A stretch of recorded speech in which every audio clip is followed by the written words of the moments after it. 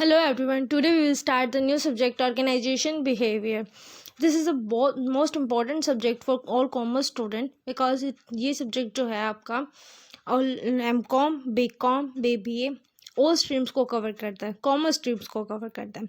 इसमें हम organization के behavior पे study करते हैं. एंड अब हम स्टार्ट करते हैं introduction. Mainly 5 component are include in organisation behaviour. Organisation behaviour के अंदर आपके मेनली 5 कंपोनेंट्स आते हैं. These component are first person, second group, third work technique and fourth organisation design and fifth one is environment. अब person क्या होता है? Human. Group of person लोगे तो भी ह्यूमंस, पर वो बहुत ज़्यादा हो जाएंगे, 2, 4, 5 something else. And work technique क्या होती है? उनके काम करने का तरीका. ऑर्गेनाइजेशन डिज़ाइन क्या होता है? ऑर्गेनाइजेशन के अंदर जो हम वर्क करते हैं, जो भी हमारा काम होता है, उसको हम जिस तरीके से करते हैं वो हम ऑर्गेनाइजेशन डिज़ाइन के अंदर देते हैं. And environment is the most important component because environment her person के लिए बहुत ज़रूरी होता है कि उसके सराउंडिंग कैसा हो रहा है, कैसा चल रहा है. ठीक है. The human factor is consider the most important among these because it is the base of all the activities. Human factor बहुत इंपॉर्टेंट है. वो क्यों इम्पॉर्टेंट है? वो इसलिए कि जो ह्यूमन है वो बेस है सारी एक्टिविटीज़ को करने का. मेनली आप ये समझ सकते हो, जैसे सब्जी बनती है तो उसका बेस क्या होता है? उसकी ग्रेवी एंड उसके जो प्रॉपर मसाले होते हैं, नमक वगैरह, तो वो बहुत इंपॉर्टेंट होता है. तो उसी तरीके एक ह्यूमन जो है वो बहुत इंपॉर्टेंट होता है एक ऑर्गेनाइजेशन के अंदर. Thus it become essential to make a special study of human behavior. इसलिए हम ह्यूमन के फैक्टर को, ह्यूमन बिहेवियर को बहुत ही डीपली स्टडी करते हैं. The study of human behaviour is made under organisation behaviour. In organisational behaviour knowledge is obtain regarding human feeling, need, tendency, view, personality etcetera.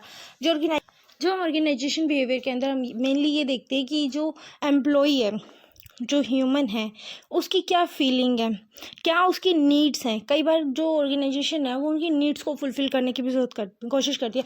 Because उनकी fulfil अगर needs हो जाएंगी तो उनको वर्क में जो है वो ज़्यादा से ज़्यादा एफर्ट देंगे. ठीक है. The employee in an organization can be satisfy only after having the knowledge. Thus organization behavior is related to know, understand as well as control the behavior of human resources. कि अगर हम employ को satisfy कर सकते हैं, करते हैं, हर organisation करती है. Thus organization behavior is related to knowing, understanding as well as controlling the behavior of human resources. कि जो ह्यूमन के रिसोर्सेज हैं उन्हें वो किस तरीके से कंट्रोल कर रहे हैं. ठीक है. और उनकी अंडरस्टैंडिंग पावर कितनी है, उनकी सोचने समझने की शक्ति कितनी है. If the study of organisation behaviour is made in an organisation, the organisation efficiency can be certainly increase. जो ऑर्गेनाइजेशन की एफिशिएंसी है वो भी इंक्रीज होती है ऑर्गेनाइजेशन के बिहेवियर में. अगर हम ह्यूमन की बहुत अच्छे से स्टडी करते हैं, हम ये देखते हैं हमारे जो एम्प्लॉयज़ हैं वो किस तरीके से वर्क कर रहे हैं. Then the full utilization of hidden human power can be made only after understand the human behavior. जो human behavior के अंदर हम जो जितने भी hidden power होते हैं एक human की, उनको study करते हैं बहुत अच्छे से. वो हम अच्छे से study क्यों करते हैं hidden power को? जितने भी एम्प्लॉयज़ होते हैं हर एक के अंदर कोई ना कोई ऐसी पावर ज़रूर होती है, छुपी हुई, जिसे हम कहते हैं. हिडन का मतलब होता है छुपी हुई. एवरी पर्सन के अंदर, मेरे अकॉर्डिंग तो हर पर्सन के अंदर कोई ना कोई हिडन पावर होती है. वो जिस समय आने पर कहते हैं दिखती है, या फिर हम जब उसे कोई रिस्पॉन्सिबिलिटी देते हैं तब दिखती है. ठीक है. तो हमें उसे भी ढूंढना चाहिए, उसे भी ग्रो करना चाहिए. Mainly the type of 3 type of behaviour are including under the study of human behaviour. जो ह्यूमन के बिहेवियर को स्टडी करने के हमारे पास मेनली 3 टाइप्स है. फर्स्ट है interperson, second intraperson and third है ऑर्गेनाइजेशन बिहेवियर. इंटरपर्सनल के अंदर हम आप लोग पढ़ते हैं इंट्रोवर्ड एंड एक्सट्रोवर्ड. इंट्रोवर्ड जो होता है वो हम इंटरपर्सन के अंदर ले सकते हैं. जो इंटरपर्सन होते हैं वो ज़्यादा लोगों से बात नहीं कर पाते, 1 2 मोर देन जिनको हम वो अच्छे से जानते हैं, लाइक अपनी फैमिली, फ्रेंड्स, उनसे. तो वो होते हैं इंटरपर्सन. सेकंड है इंट्रा. इंट्रा जो होते हैं वो एक्सट्रोवर्ड होते हैं, उनमें क्या होता है वो जिसके साथ बैठे उसके साथ बात करना शुरू कर देते हैं, वो हेजिटेट नहीं होते, बट उनकी एक ये स्पेशलिटी होती है कि वो बहुत कॉन्फिडेंट होते हैं, अपने वर्क को लेके भी कॉन्फिडेंट होते हैं, उनको पता है कि मैं बोल सकता हूँ, वो एक्सट्रोवर्ड होते हैं, ठीक है। एंड थर्ड टाइप के जो हमारे पास होते हैं वो हम ऑर्गेनाइजेशन के अंदर स्टडी कर रहे हैं। ऑर्गेनाइजेशन के अंदर ह्यूमन के बिहेवियर की स्टडी हम इसलिए करते हैं क्योंकि वर्क तो ऑर्गेनाइजेशन के अंदर ह्यूमन को ही करना है। इसके अंदर हम मेनली एक्सप्लेन करेंगे इसकी characteristic, important component and process of organisation behaviour. इस चैप्टर के अंदर आपको मेनली पूरा ऑर्गेनाइजेशन का सारा ओवरव्यू मिल जाएगा। नेक्स्ट जो वीडियोस आएंगी उसके अंदर ऑर्गेनाइजेशन बिहेवियर के जो नेक्स्ट चैप्टर्स होंगे उन पे आपको स्टडी करेंगे। अब मेरा मेनली जो पर्पस था आपको ये इस चीज़ से कराने का, स्कोप से कराने का, नोट से कराने का, वो ये था कि मैंने ना लास्ट टाइम बिजनेस कम्युनिकेशन की जो वीडियोस बनाई थी उसमें मैंने लास्ट 10 ईयर के कुछ क्वेश्चन दिए थे, उसमें आप लोगों ने बहुत अच्छा रिस्पॉन्स नहीं दिया, तो उससे मुझे क्या लगा कि मैं आपको क्वेश्चन के साथ ही आंसर दूँ जिससे आप लोगों को इजीली अंडरस्टैंडिंग हो, समझ आ सके और आप उस पर मुझे बहुत अच्छे से बता सकें। अब मेनली क्या है इसमें आप नोट से अपना क्वेश्चन भी कवर करोगे, एग्ज़ाम पॉइंट ऑफ व्यू से भी कवर करोगे, क्या कौन कौन से क्वेश्चन आएंगे एग्ज़ाम में, ये भी आपको थोड़ा आइडिया लग जाएगा किस टाइप से आएंगे।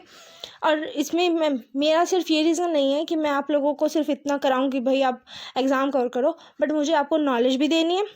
एंड सेकंड, अगर जो इसमें मुझे कमी लगेगी स्कोप के अंदर या इन क्वेश्चंस के अंदर जो डाटा और चाहिए होगा, नीड होगी इसकी, तो वो डाटा मैं सर्च करके आप लोगों के लिए उस पर भी वीडियो ज़रूर बनाऊंगी। एंड आप इस पूरे के पूरे चैप्टर्स को बहुत अच्छे से स्टडी करना, आई थिंक आप बहुत अच्छे से मार्क्स डिस कर पाओगे। देन स्टार्ट करते हैं हम अपना first question. Define organisation behaviour, discuss the characteristic of and nature. Define करना, जब एग्ज़ाम आता है ना उसके अंदर हमें कई बार ऐसे सिंपल क्वेश्चन नहीं मिलते, बट उसके अंदर आपको ये देखना है कि अगर छोटा सा पॉइंट भी इससे मिलता है ना तो आपको यही आंसर लिखना है। ऑर्गेनाइजेशन बिहेवियर को स्टडी करो जो कि हमारा सब्जेक्ट है, एंड जो हमारे कैरेक्टरिस्टिक और नेचर है कि कैरेक्टरिस्टिक क्या होते हैं, उसके फीचर्स, यानी कि वो किस तरीके से, उसमें क्या क्या हैं, ऐसी कौन कौन सी बातें हैं, ऐसी कौन कौन सी चीज़ें हैं, वो चीज़ें डिस्क्राइब करो। और नेचर यानी कि उसके काम करने का तरीका क्या है, वो किस तरीके से वर्क करता है, उसे कहते हैं nature. Organisation behaviour is a process of study of human behaviour. Organisation behaviour एक प्रोसेस है स्टडी करने का ह्यूमन के बिहेवियर को। It is essential for an organisation to understand the human behaviour. ये बहुत ही ज़रूरी है ह्यूमन के बिहेवियर को स्टडी करने के लिए। Moreover it is also essential to know, understand and control the employ working in an organisation. अगर हमें ये पता होगा, हम ऑर्गेनाइजेशन के अंदर ह्यूमन के बिहेवियर को अच्छे से स्टडी कर बैठे हैं, तो उसके बाद हमें ये पता चल जाएगा कि इस एम्प्लॉय के को कंट्रोल करने का ये तरीका है कि इससे वर्क कैसे लेना है, ठीक है। मैं ये नहीं कह रही एम्प्लॉयज़ को हरास करो आप, बट इसके अंदर ये होता है कि उस एम्प्लॉय के अंदर कि अब आप लोग कई स्टूडेंट्स होते हैं तो वो किस अलग अलग टाइप्स के होते हैं। एक स्टूडेंट होता है जो बहुत ही सॉफ्ट हार्ट होता है, वो प्यार से मान जाता है। एक स्टूडेंट होता है डांट से मानता है। एक स्टूडेंट होता है जिसके पेरेंट्स का डर होता है उसके अंदर। अलग अलग टाइप के स्टूडेंट्स होते हैं, ठीक है। Thus, it becomes necessary to make a study of organization behavior in order to establish mutual relationship among the employee behavior, remove the conflict among the employee, and satisfy their personal needs. जो employ है organisation के अंदर, उसे हमें ऐसा behave बनाना चाहिए, ऐसा mutual relation होना चाहिए जैसा हमारी फैमिली के साथ होता है, जिसकी वजह से हमारी जितने भी कन्फ्लिक्ट आ रहे हैं यानी जो भी प्रॉब्लम्स आ रही है वो हम रिमूव कर सकते हैं और उनकी पर्सनल नीड्स को भी सेटिस्फाई कर सकते हैं। पर्सनल नीड्स को सेटिस्फाई करने का मतलब होता है उनकी सैलरी में कुछ एनहांस कर दो, उनको कुछ इंसेंटिव दे दो या उनका हेल्थ इंश्योरेंस वगैरह करा दो। तो उससे क्या होता है कि जो हमारा एम्प्लॉय है वो सेटिस्फाई रहता है अपनी जॉब से। It remove the problem of the organisation by understanding these in a proper manner. फिर वो ऑर्गेनाइजेशन को बहुत ही अच्छे से समझता है और जिससे प्रॉब्लम सारी की सारी रिमूव हो जाती है ऑर्गेनाइजेशन की। Moreover, it is also known under organization behavior how an employee behave with other employee in the organization. इसलिए हमें ये भी देखना चाहिए कि जो एम्प्लॉयज़ हैं वो ऑर्गेनाइजेशन में दूसरे एम्प्लॉय से किस तरीके से बिहेव कर रहे हैं. Organisation behaviour act as a link between the organisation and the employees. Organisation behaviour है वो एक लिंक है between organisation and employees. Organisation मैंने आप लोगों को पहले बताया कि एक इमूवेबल प्रॉपर्टी है, उससे ज़्यादा कुछ नहीं होता, चाहे आप प्लांट ले लो चाहे आप मशीनरी ले लो, बट जो उसके अंदर वर्क कर रहे हैं वो एम्प्लॉयज़ होते हैं, उनमें ही फीलिंग्स होती हैं, उनका ही बिहेव मैटर करता है और उनसे ही लिंक बनता है. ठीक है. The behaviour is used not only in an organisation, rather it is also used in office, school, college. ये ज़रूरी नहीं है ये सिर्फ ऑर्गेनाइजेशन के लिए बात हो रही हो, ये आप किसी भी ऑफिस, स्कूल, कॉलेज, वो सारी भी एक तरीके से अपनी जगह एक ऑर्गेनाइजेशन ही होती हैं. The main objective of study organisation behaviour are to achieve the target of the organisation. कि ये मेनली हम स्टडी इसलिए करते हैं कि हम अपने टारगेट को अचीव कर पाए ऑर्गेनाइजेशन के अंदर, and to increase the efficiency as well as the performance of the organisation. Organisation के अंदर हम अपनी परफॉर्मेंस को अच्छे से इम्प्रूव कर पाए, अपने गोल को अचीव कर पाए, अपने टारगेट को अचीव कर पाए. By making a study of organisation behaviour the employ are motivated to work in a proper manner, as a result of which the morale of employee rise and the organization receive benefit. अगर हम employ को time to time motivate करते हैं, उसको encourage करते रहते हैं, तो उससे हमारे जो ऑर्गेनाइजेशन है उसको बहुत बेनिफिट होता है. बेनिफिट कैसे होता है कि उसको अगर हम किसी भी स्टूडेंट को भी अगर हम किसी को मोटिवेट करते हैं तो वो अगली बार क्या करता है, बहुत अच्छे से वर्क करता है. उसी तरीके एम्प्लॉयज़ होते हैं, अगर हम बहुत अच्छे से उन्हें मोटिवेट करेंगे, उनके वर्क को प्रायोरिटी देंगे, तो क्या होता है वो नेक्स्ट टाइम पे बहुत अच्छा रिजल्ट देंगे और हमारी जो ऑर्गेनाइजेशन है वो ग्रो करेगी. Organisation behaviour is consider both as well as science as well as art. Organisation behaviour दोनों तरीके से वर्क करता है, science and art. It is considered a science because is establish relationship between the cause and result of human behaviour. कि कारण और result यानी कि उसके जो परिणाम है उन दोनों के ऊपर स्टडी करता है ह्यूमन बिहेवियर के. Moreover organisation behaviour is consider an art because it understand the cause and effect relationship and establish a control over it by making in an appropriate forecast. Cause and effect आप लोगों ने देखा है कि जो भी कारण होता है उस पर जो भी प्रभाव पड़ता है. ठीक है. और कोज एंड रिजल्ट क्या होता है कि जो भी कारण है उसका परिणाम क्या आ रहा है. प्रभाव और परिणाम के बीच में आप लोगों को फ़र्क होता है. ठीक है. कोज एंड इफेक्ट रिलेशनशिप आप लोगों ने पढ़ा होगा कि जिस तरीके से हम काम करते हैं उस पर जो भी प्रॉब्लम्स आती हैं, जो भी उसके कारण होते हैं, तो उस पर दूसरी चीज़ पे इफ़ेक्ट पड़ता है. नेगेटिव भी पड़ सकता है एंड पॉजिटिव भी पड़ता है. रिजल्ट भी वही है बट थोड़ा मोल्ड कर दिया लैंग्वेज को.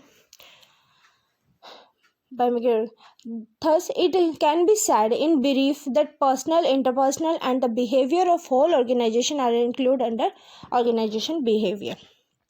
ये मैंने लेंथी सिर्फ आप लोगों को इसलिए समझाया है ताकि आप लोगों को बहुत अच्छे से समझ आ जाए. बाकी इतना लेंथी आप लोगों को एग्ज़ाम में नहीं लिखना है, थोड़ा लिखना है. अगर आप लोग मुझे कमेंट करोगे तो मैं उसको थोड़ा ही समझाया करूँगी. ठीक है. अब हम बात करते हैं डेफिनेशन. डेफिनेशन में हम अकॉर्डिंग टू फ्रेड लुथांस, मेरे अकॉर्डिंग आप लोगों को क्या लिखना चाहिए, अकॉर्डिंग टू स्कॉलर. मैंने अपनी लास्ट बहुत सारी वीडियोस के अंदर ये चीज़ आप लोगों को बताई है क्यों लिखना चाहिए, आप वो जाकर वॉच कर लेना, उससे पता चल जाएगा. अकॉर्डिंग टू फ्रेड लुथांस उन्होंने बोला है organisation behaviour is directly concern with the understanding, prediction and control of human behaviour in an organisation. जो ऑर्गेनाइजेशन है उसके अंदर जब कोई एम्प्लॉय वर्क करता है उस पर जब हम काम करता है वो डायरेक्टली हम कैसे उस पर कंसर्न कर सकते हैं, उसके बिहेवियर को स्टडी कैसे करते हैं. प्रिडिक्शन करना यानी कि देखना, पहले से समझना कि ये किस तरीके से वर्क करता है. जो बड़े बड़े स्कॉलर्स हैं उन्होंने हमें बताया कि पहले किसी भी चीज़ को प्रिडिक्ट करो, यानी कि जांचो, परखो, देखो, उसके बाद उसे यूज़ करो. उसी तरीके ही हम जो एम्प्लॉयज़ हैं उनका प्रिडिक्शन करते हैं बिहेवियर को उनके स्टडी करके ऑर्गेनाइजेशन के अंदर. नेक्स्ट है according to Stephen P Robbins Organization behavior is a field of study that investigates the impact that individual, group, and structure have on our behavior with organization for the purpose of applying such knowledge toward improving an organization effectiveness. इसके अंदर उन्होंने बताया है कि हम organisation behaviour के अंदर study करते हैं, इन्वेस्टिगेट करते हैं, जो इंडिविजुअल का, ग्रुप का जो भी बिहेवियर है, उसका क्या स्ट्रक्चर है, उसके ऊपर हम स्टडी करते हैं. मेनली आप एक डेफिनेशन भी एग्ज़ाम में लिखोगे तो भी बहुत इनफ रहती है, ज़्यादा की ज़रूरत नहीं होती है. ये 2 थी तो मैंने आप लोगों को दोनों समझा दी. अब हम बात करते हैं characteristic and nature of organisation behaviour, कि ऑर्गेनाइजेशन बिहेवियर का कैरेक्टरिस्टिक क्या होता है, उसका नेचर क्या होता है. Study of key elements. Organisation behaviour is a new field of study.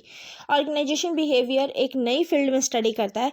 एक की study of key element related to an organization is made under. These elements include person, group of person, environment, technique and structure. ये सारी चीज़ आप लोग starting में पढ़ चुके हो. मैंने आप लोगों को मेनली इंट्रोडक्शन और मीनिंग इतना लेंथी सिर्फ इसलिए समझाया है कि आपको आगे जब भी आप किसी भी सब्जेक्ट को पढ़ते हो, लाइफ में आप कभी भी किसी भी सब्जेक्ट को पढ़ो, तो उसके लिए जब जैसे हम छोटे होते थे या थोड़े बड़े होते थे, उसमें हम क्या करते थे, एक समरी बनाते थे.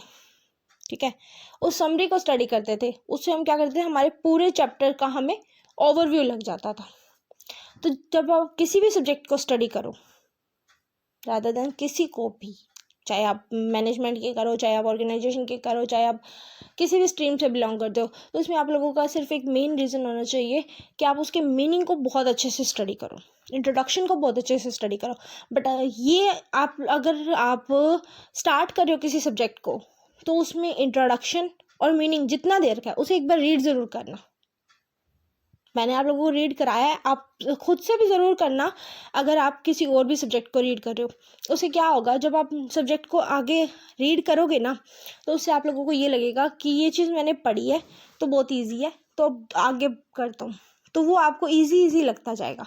अगर आपको किसी चीज़ का मीनिंग समझ आ गया, क्लियर हो गया, तो आप आगे बहुत ईजीली बढ़ सकते हैं. अगर आप लोगों को मीनिंग क्लियर नहीं होता है, तो आप आगे सब्जेक्ट में अगर आप यही फर्स्ट पॉइंट ही पढ़ते हो ना, तो आप क्या कहोगे कि मुझे नहीं आता, मुझे नहीं पता. तो अब आपने पहले क्या पढ़ा था, कंपोनेंट पढ़े थे स्टार्टिंग में जब हमने मीनिंग स्टार्ट किया था कि 5 कंपोनेंट्स होते हैं. आप इसमें वही लिख सकते हो, person, group of person, environment, technique and structure. ये की एलिमेंट्स भी हो गए और कंपोनेंट्स भी हो गए. नेक्स्ट पॉइंट है study related to human behaviour, कि ह्यूमन के बिहेवियर को स्टडी करना. Organisation behaviour is related to the study of human behaviour. A study of mutual relationship and the work behaviour of employ working in an organisation is made under it. कि organisation के अंदर जो employ है वो किस तरीके से work कर रहा है, उसके बिहेवियर को स्टडी करना. ये भी आप पढ़ चुके हो कि म्यूचुअल रिलेशनशिप कैसा होना चाहिए एम्प्लॉयर और एम्प्लॉय के बीच में, या फिर ऑर्गेनाइजेशन और एम्प्लॉय के बीच में. ठीक है, organisation behaviour is related to knowing, understand the controlling of the behaviour of employ. Moreover organisation behaviour is also related to the promotion of the employ. कि ऑर्गेनाइजेशन को टाइम टू टाइम एम्प्लॉयज़ को promote करना चाहिए ताकि उनके जो relation है वो भी बहुत अच्छे रहे, एंड जो एम्प्लॉय है वो मोटिवेट भी होता है. थर्ड पॉइंट है हमारा universal activity. Organisation behaviour is a universal activity. It is used in all the spare.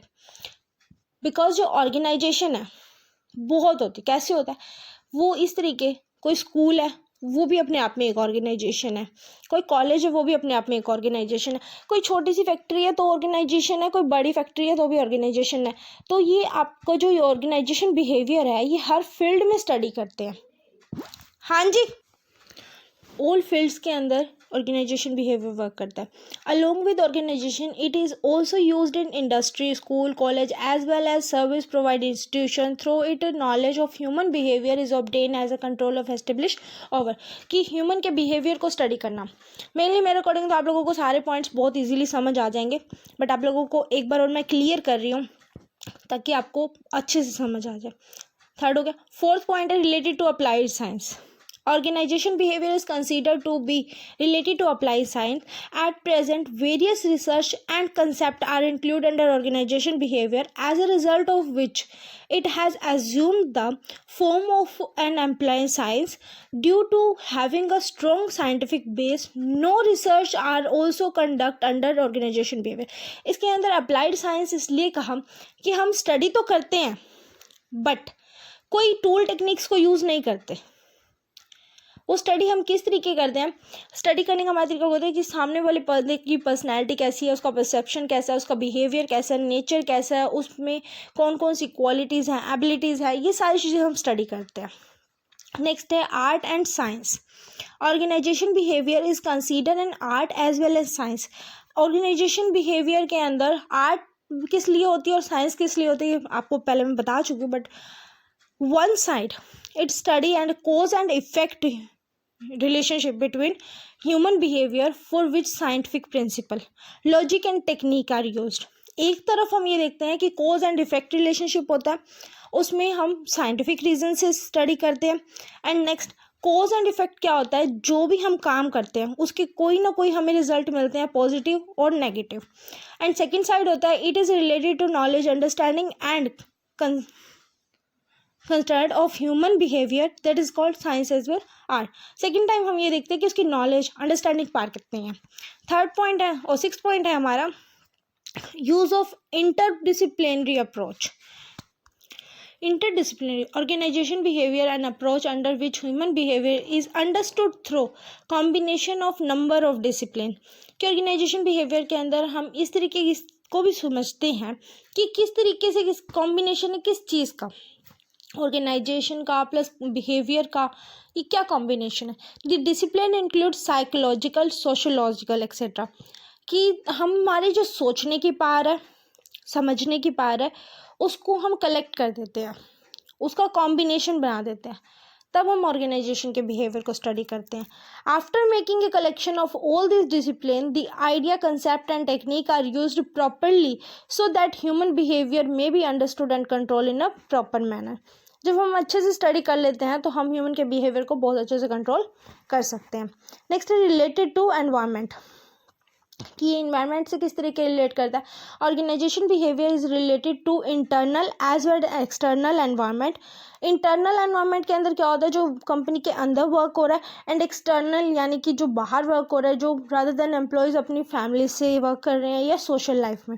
Human behaviour is understood consider all the environment factor. The behavior of a person is high affected by his family, neighbor, relative, friend, value and policies. जो person है वो अपनी family से, अपने neighbour से, relative से, friend से बहुत ज़्यादा इफेक्ट होता है. वो होता है एक्सटर्नल एनवायरनमेंट. इंटरनल जो कंपनी के अंदर होता है. ठीक है. नेक्स्ट है टू डायमेंशनल प्रोसेस. ये टू डायमेंशनल प्रोसेस क्यों है? Organisation behaviour is a two dimensional process. On the hand, it is known under it how an organization influences the idea and reasoning power of its employee. On the other hand, an effort is made to know how the member of an organization influence their capability and effectiveness. Organisation behaviour two dimensional process क्यों होता है कि एक side तो हम देखते हैं कि ऑर्गेनाइजेशन के जो आइडियाज़ हैं, जो उसकी पावर है, जो सोचने की समझने की शक्ति है, वो किस तरीके से वर्क करती है. एंड अदर हैंड हम उसके एफर्ट्स को देखते हैं कि वो कितने एफर्ट्स हम यूज़ करते हैं, क्या क्या कैपेबिलिटीज़ होती है, क्या क्या एफिशिएंसीज होती हैं. नेक्स्ट पॉइंट है objective of organisation behaviour. The main objective of organisation behaviour is to assist the organisation in attaining it target. कि ऑर्गेनाइजेशन के जो ऑब्जेक्टिव्स होते हैं उनको अचीव करने के लिए उन्हें क्या क्या करना पड़ता है, लाइक हर पर्सन को क्या करना पड़ता है, कौन कौन से टूल टेक्निक्स को यूज़ करना पड़ता है, वो सारी चीज़ें हम ऑर्गेनाइजेशन के ऑब्जेक्टिव के अंदर देखते हैं. लास्ट इसके 3 to 4 पॉइंट्स रह गए, वो मैं आपको नेक्स्ट वीडियो के अंदर बताऊँगी. Thank you so much for watching. अगर आप लोगों को अच्छी लगी हो तो please like, share and subscribe कर देना. अगर समझ आई हो तो प्लीज़ सब्सक्राइब जरूर करना. Thank you so much for watching.